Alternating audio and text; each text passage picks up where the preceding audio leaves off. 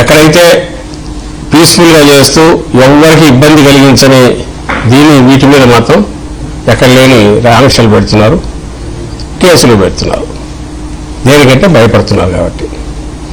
మేమంటున్న ప్రతి మాట వాస్తవం కాబట్టి జగన్మోహన్ రెడ్డి గారు పలుకుతున్న ప్రతి పలుకు, ఆయన ఎత్తి చూపుతున్న ప్రతి అంశం అది ఈ ప్రభుత్వం చేస్తున్న తప్పో లేదా మోసమో లేదా దగానో లేదా దుర్మార్గమో కనుకే,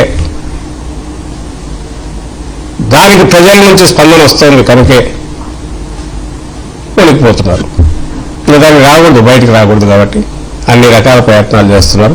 అవి ఎంత ప్రయత్నం చేస్తే అంత బంతి కదా గోడ కొడితే ఎట్లయితే వస్తుందో, నేల కొడితే ఎట్లా పైకి ఎగురుతుందో అట్లా అవుతుంది. ప్రజలు కూడా ఇవి కూడా గమనిస్తున్నారు.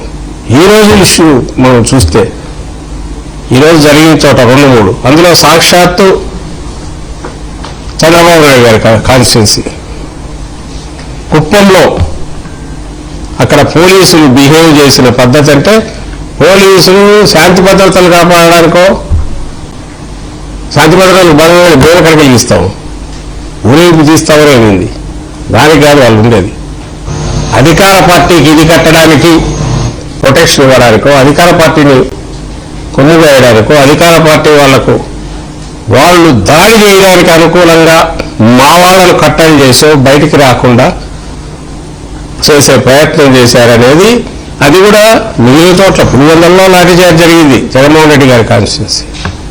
ఇంకా కొన్ని చోట్ల ఇదేంది ఆపే ప్రయత్నం చేశారు. ఇది మరీ బరితెగించి కుప్పంలో టీడీపీ కార్యకర్తల కంటే, పసుపు చొక్కాలు వేసుకున్న కార్యకర్తల కంటే ఘోరంగా పోలీసులు బిహేవ్ చేసి వాళ్లకు ప్రొటెక్షన్ ఇచ్చి ఇటువైపు బయటకు రాకుండా ఎట్లా వ్యవహరించారనేది విజువల్తో సహా ఉంది. ఒక్కసారి చూడండి, కుప్పంలో జరిగింది. ఇది మా నియోజకవర్గ ఇన్ఛార్జి ఎమ్మెల్సీ భరత్. ఆయన శాంతియుతంగా బయటికి తీసుకెళ్ళి వెళ్ళాలనుకుంటే ఇంటి దగ్గర అటకాయించి గేట్ దాటకుండా పోలీసులు ఆపేశారు.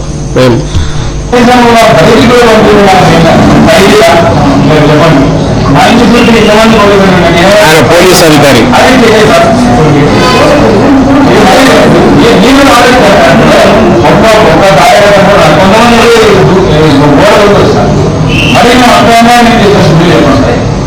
జరిగిన అధ్యాయాన్ని క్వశ్చన్ చేస్తాను. మొత్తం ప్రదర్శన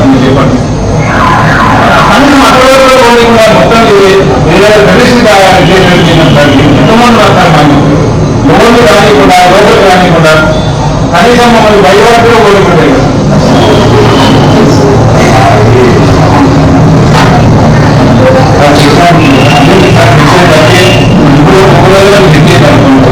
నేను ఎందుకంటే